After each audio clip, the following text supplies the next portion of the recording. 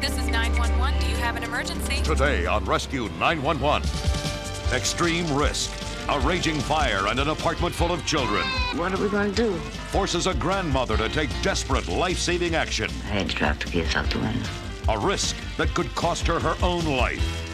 Then, teens looking for a cheap high. I showed him what it was. Could end up finding certain death. Couldn't believe it was happening at all. I was scared. I knew we were in deep trouble. On Rescue 911.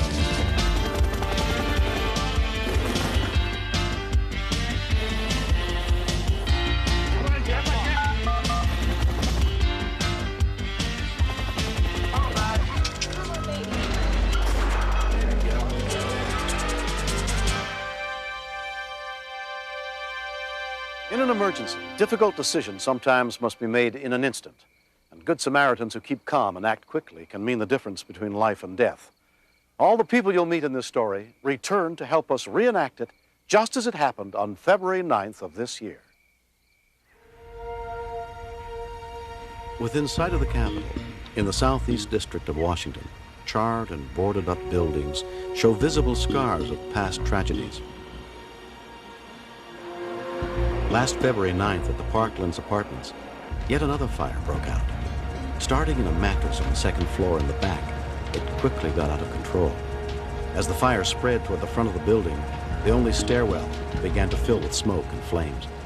Daryl Marshall and I had just arrived back at the maintenance shop when we noticed smoke coming from 3401 Stanton Road. So Mitch and myself ran down the sidewalk. The maintenance workers headed for the stairway to try to warn any residents still trapped in the building. We knew that if anybody was in there, they would either get smoke inhalation or be burned very severely. When we continue. We have a fire down here. We have a fire. When I saw the smoke around the door, that's when I knew I had to drop the kids out the window.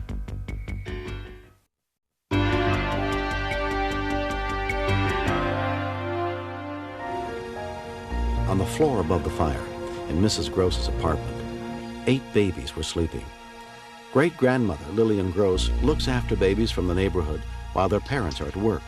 Before she even realized there was a fire in the building, Lillian and the 8 babies were trapped in her apartment. I didn't have any idea what was happening out here.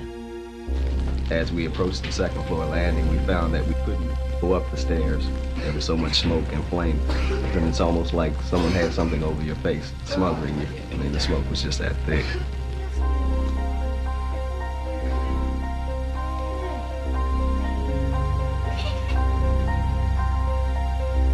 I opened the door, and it was black out there, so I just slammed the door. And that's when the smoke alarm went off. With the only means of escape blocked by dense smoke, Lillian quickly gathered the children together in the bedroom near the front window.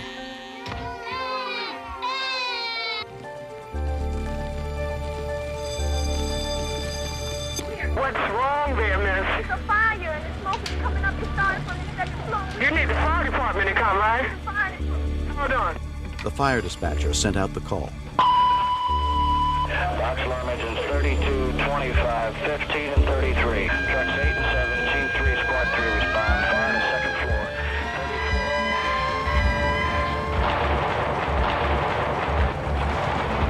34. I said, what are we going to do?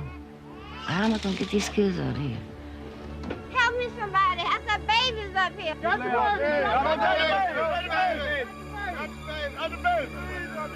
I can't throw them down. The maintenance men were hollering. So they all know me. He said, throw the kids down, they'll throw them down. We'll catch them, we'll catch them. I didn't think they would. When I saw the smoke around the door, that's when I knew I had to drop the kids out the window.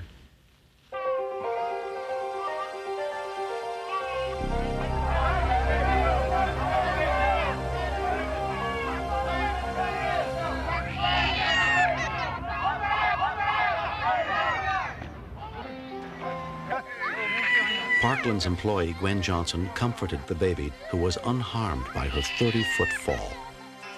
I don't remember anything. I don't know who went first or who went last or how they went.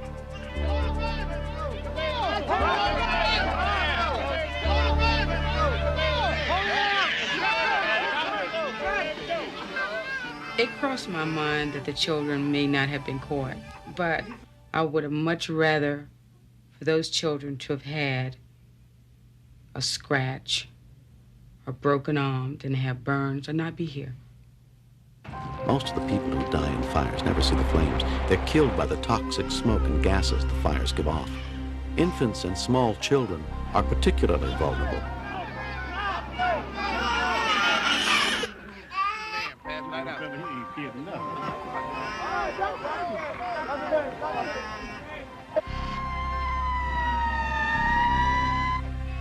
Nia held on to the window. She didn't want to let go, so I had to pull her hand away to drop her out. But she was holding on. She didn't want to go out.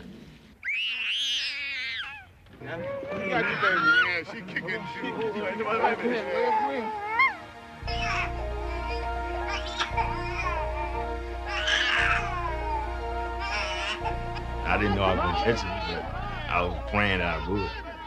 I mean, I didn't want to drop the baby. I was just so glad. When I caught the baby, I was grabbing this, I held it tight, and I passed the baby back.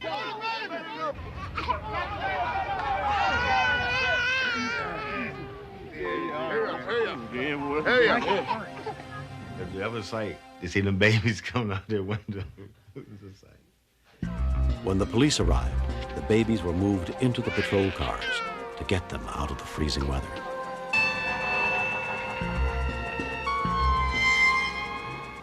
Last to go was 9-month-old Vaughn Tyler.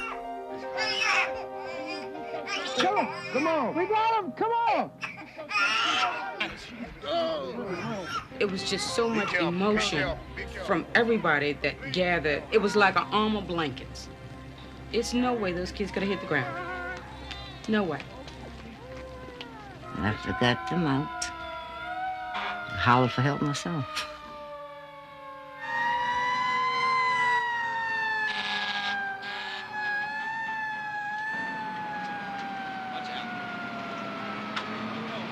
More than 700 preschool-aged children in America will die this year in fires. But on this day, not one baby had been hurt. Hey, come on out. I don't feel like a hero. I'm glad that the babies are all safe. I'm glad we all got out.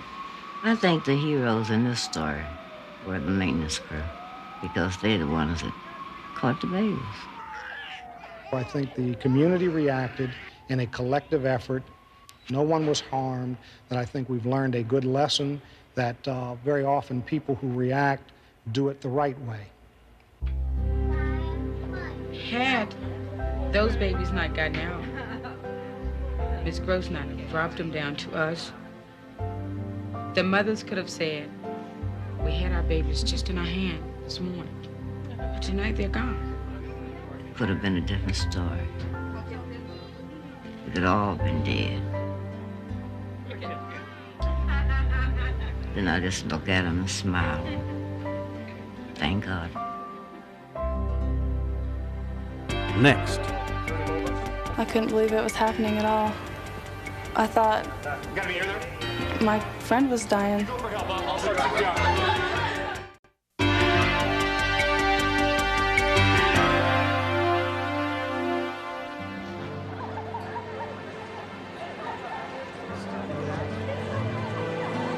On February 8th, 1990, in Kaysville, Utah, a group of 4 friends left Davis High School, including sophomore Jennifer Dennis.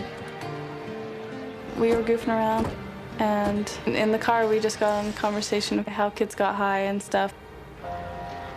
One of Jennifer's girlfriends was also along that day.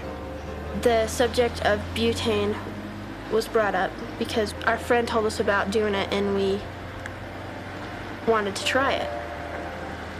The only thing we knew about it is that it could give you a high for 10 minutes or 20 minutes or however long.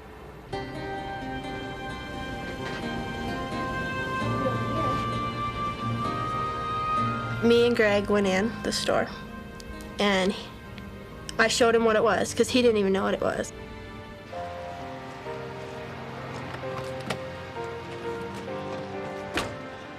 Got it. Greg had an idea that a Scotch Guard could get you high, too. I don't know if he'd done it before or if he'd seen it done.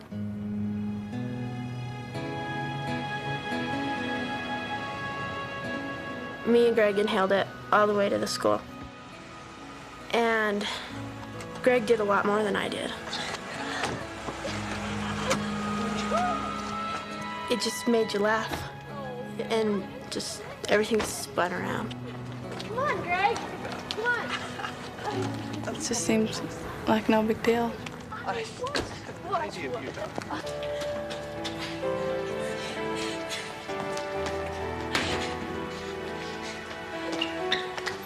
When we walked in, Greg fell. It just seemed like he was joking around, you know. I just said, get up, you know, you're making a fool out of yourself. Greg. Greg? What's the name? Hurry, my friend's out packing. I heard a couple girls kind of running down the hall. Athletic director Roger Burley went to see what the problem was. As we came upon Greg, he was turning blue. What is it? Oh, I don't know. Turn him over. Come on, let's turn him. He wasn't breathing. There was no heartbeat. You go for help. I'll start CPR. I just started bawling. I was scared for Greg. And I was scared that the same thing was going to happen to me. A call was placed to 911. Kaysville fire volunteers and police officers, along with sheriff's paramedics, were dispatched to the scene. Excuse me, excuse me. Vice Principal Clyde Jackson arrived within minutes of Greg's collapse. Has he got any pulse at all? I tried to find a pulse, and it was just, there was absolutely nothing there. Yes, I've done all that. I was scared. We got kids. Brett Larkin was one of the first EMTs on the scene. Can't get an airway. We could tell from his coloring that he was in very critical condition. It was probably a full arrest. Can anybody tell me what he took? What happened? I was trying to find out what had happened, and then started getting pieces that he had apparently had sniffed Scotch Guard and some butane. I had known Greg for a couple of years, and that was a real shock to me and surprised me. 6 minutes after Greg's heart stopped beating, Davis County Sheriff's paramedics, including Scott Larson, arrived on the scene. How long's he been dead? Looking at Greg, he looked like the all-American type kid. What do you got, Randy? I got V-fib. Okay. It scared me to see such a young person in this type of situation. Here we go. Clear. Clear. Checking pulse. Check pulse. Still no pulse. Still showing V-fib on the monitor. One more. Let's go. 360. There was no reaction from him after the initial shock. Okay, clear. Clear. Okay, let's go ahead with the wires. I couldn't believe it. Okay. I couldn't believe it was happening at all.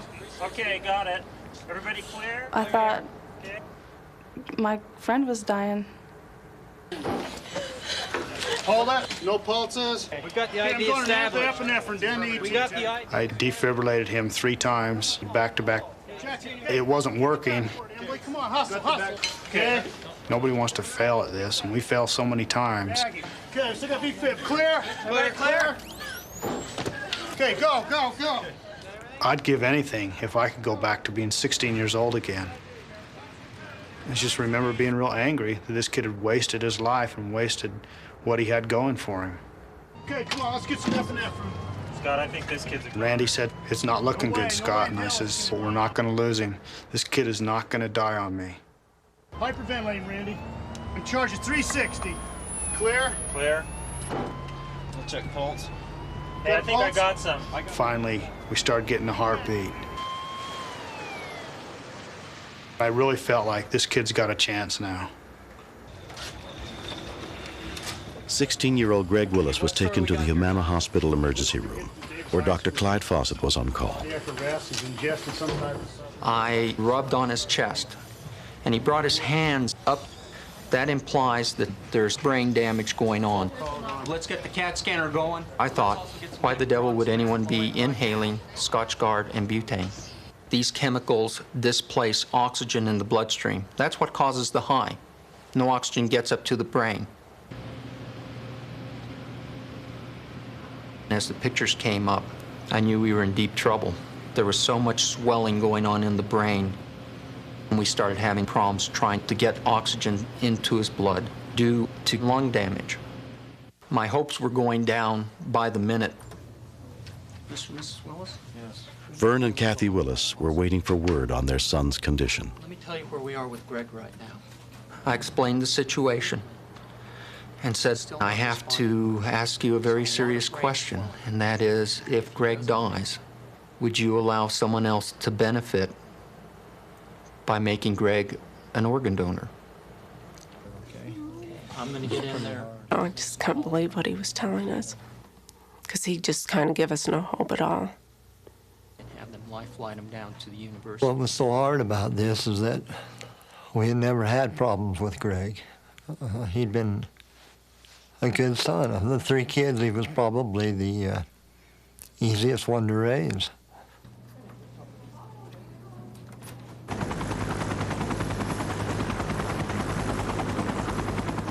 Greg was transported by life flight to University Hospital in a deep coma. His chances for survival were slim. Greg, this is Mom speaking. You've got to start waking up, hon. They were saying, you know, if he came out of it, he might be a vegetable. And I just said, well, I want him back any way, shape, or form. I'll take him.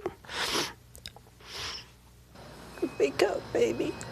We just kind of took turns staying with Greg and talking to him. And at one point, he did open his eyes, and he started to cry. And then he went back to sleep. We're all here with you. We're not going to let you go. It was just a very empty feeling. She'll be here in a few hours. I didn't know what to say to him. Grandma and Grandpa, they're all out in the waiting room. I just held his hands.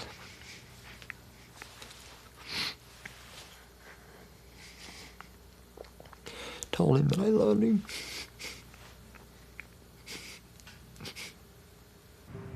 Amazingly, within a few days, Greg's lungs began to heal.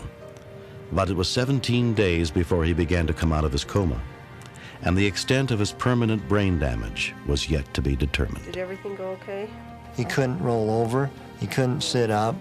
He couldn't feed himself. Hearing? Okay, here, Greg, talk. Say a word was really tremendously hard for him. Dad? I thought, well, these people are really good here. They can really fix him up quick. Did you hear that, Bert? I still didn't realize how long it was going to take. Okay, here we come. I went to all his therapy with him and just pressed him. Don't give up. Keep going. Good job. He was very frustrated, but he hung through it.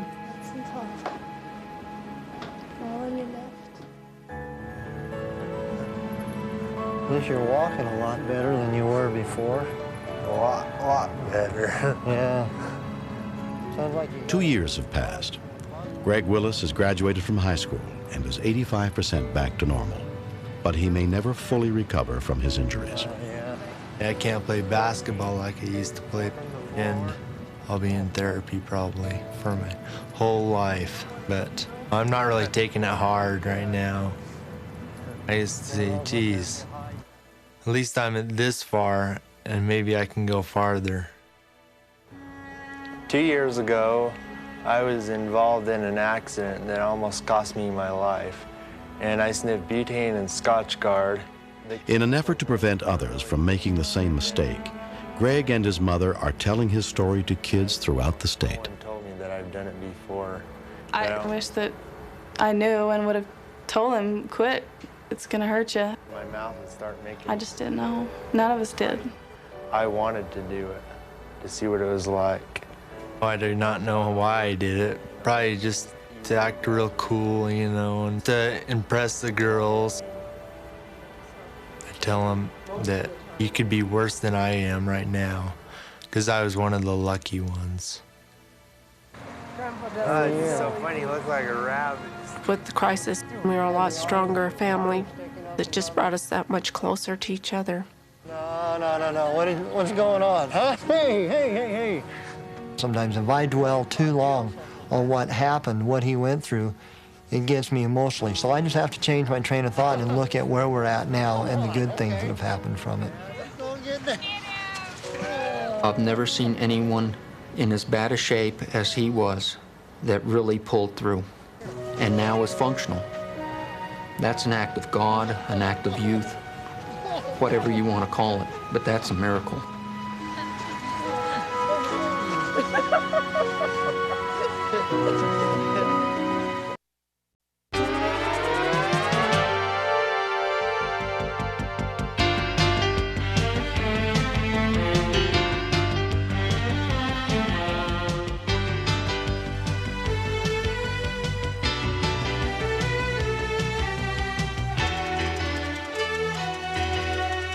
Mr. Shapiro, step out of the car, please.